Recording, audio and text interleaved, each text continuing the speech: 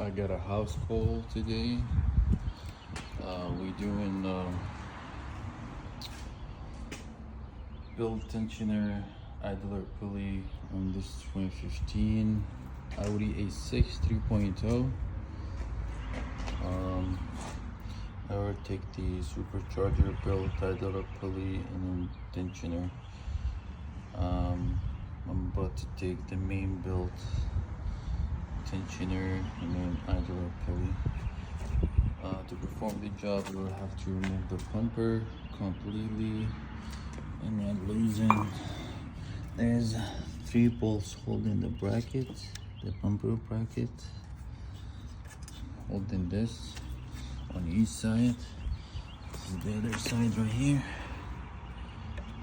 This one right here, one over there, and then one down there. So you loosen it so you can pull this forward so you can have room to work on. Pretty easy job, just take your time. This is the bumper right here.